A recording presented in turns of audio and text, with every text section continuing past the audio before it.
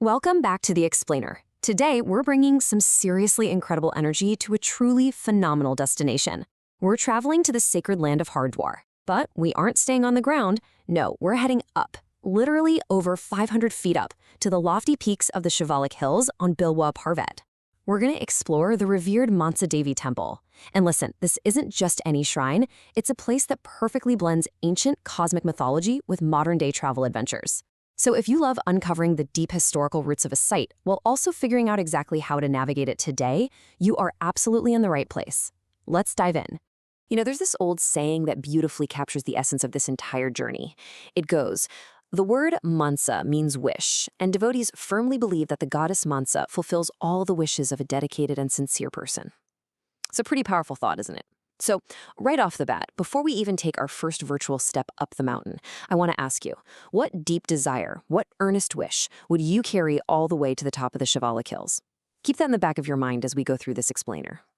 Section 1, the wish-fulfilling goddess, discovering the allure of Bilwa Parvat. Okay, so when you look out over the holy city of Haridwar and the sacred waters of the Ganges, you're looking at a landscape protected by a really powerful triad of shrines. These are known as siddhipiths, sacred sites of perfection. Alongside the Maa Devi Temple and the Chandi Devi Shrine, the Mansa Devi Temple forms this divine triangle that's said to bless the entire city. It's actually a major part of the Panch Tirthas, the 5 sacred pilgrimage sites of Haridwar. Presiding over this hilltop is Mansa, and her name literally translates to wish. She represents the goddess who fulfills the earnest desires of anyone who ventures to her with unwavering faith. According to local lore and ancient texts, this embodiment of Shakti, the universe's divine feminine energy, emerged from the very depths of Lord Shiva's consciousness. Or if you look at other Puranic sources, from the mind of the sage Kashyap. Either way, she is the manifestation of pure divine desire. She is the ultimate wish fulfiller. So, how does that wish fulfillment actually happen in practice? Well, it's a highly physical, tactile ritual. Step 1, when you finally reach the temple complex, you take a sacred thread and literally tie it to the branches of the ancient hallowed tree on the premises. It's like each knot is a hopeful whisper carried on the wind. Step 2, you pray for your deepest desire. But the absolute most important part is step 3. Once your wish actually becomes reality, the faithful have to return. You go back up that mountain, untie a thread as a profound offering of gratitude, and present coconuts, fragrant blossoms, and swirling incense to the goddess. Section 2, Myths and Ancient Origins, Cosmic Drama and Sacred Foreheads. Now, before this was a bustling pilgrimage site packed with modern amenities, it was the setting for some unbelievable cosmic drama. The physical temple structure you see standing today, that was erected between 1811 and 1815 by Maharaja Gopal Singh of Mani Majra.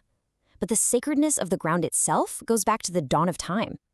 This location is revered as a Shakti Pith, a profoundly sacred destination in Hinduism, formed from the falling body parts of the goddess Sati.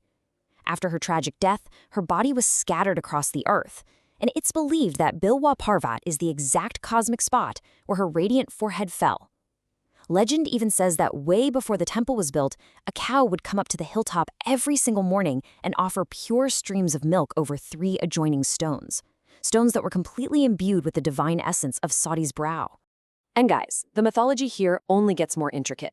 Just consider the wild story of goddess Manasa and her husband, sage Jaradkaru. So Jaradkaru was this immensely powerful ascetic. We're talking renouncing everything, even food and sleep. But one day, he has this vision. He sees his ancestors hanging upside down in a hole leading to hell. And what's holding them up? A single root of grass. And what's happening to the root? A rat is slowly eating it. Crazy, right? His ancestors end up cursing his asceticism and begging him to marry and have a child, just to save them. So he ends up marrying the snake goddess Manasa. But here's the dramatic twist. He warned her he'd leave if she ever displeased him. One evening, he's taking a nap on her lap. The sun starts to set, and Manasa faces a tough dilemma. Let him sleep and miss his absolutely crucial evening prayers, or wake him up and risk his wrath. Well, she wakes him. He feels so insulted that she disturbed his slumber that he immediately abandons her. Thankfully, though, he had already impregnated her, and their son, Astika, went on to become a massive hero who saved the entire serpent race from a fiery sacrifice. It's just an incredibly rich, dramatic history packed into this one single site. Section 3. The Ascent. Trek or fly? Navigating the physical journey to the top.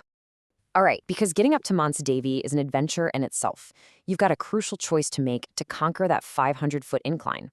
You have two main options here. First is the trek. It's a 1.5-kilometer winding trail consisting of exactly 786 steps. Takes most folks about 30 minutes. It's totally free, highly immersive, but yeah, it's physically tiring for sure. On the flip side, we have the Udan Katola, the aerial ropeway. This literally whisks you through the sky in just 5 minutes, offering stunning panoramic views for around 150 rubles. Sounds totally perfect, right? Well, there's a catch: the massive wait times during peak hours. To put this exact dilemma into perspective, just listen to one travel vlogger's recent experience at the site. They arrived at the ropeway ticket counter right around 3 p.m. and were instantly hit with a 1.5-hour wait because the crowds were just that dense. Instead of wasting their whole afternoon standing in line, they pivoted. They hit the pedestrian path and found out the trek was actually much faster: 30 minutes to climb up and a breezy 10 minutes to jog back down. It's a really great reminder that the ancient path is sometimes the smartest, most efficient option. Now, if you do decide to lace up and tackle this mountain on foot, we've got some fantastic on-the-ground advice sourced directly from recent travelers. First up, ditch the slippery sandals. The 786 steps up might be a thigh burner, but the descent is surprisingly steep, and you definitely do not want to be slipping on the way down. Second, as you're climbing, keep your eyes peeled for hidden viewing areas just off the main path. They offer incredible, uninterrupted views of Haridwar and the Ganges, absolutely perfect selfie spots to catch your breath. Third, always stay hydrated, especially if you're traveling during the warmer months. And finally, if you absolutely must take the ropeway but you hate waiting, look into purchasing VIP darshan tickets at the base. These can completely bypass those grueling hours-long lines. Section 4.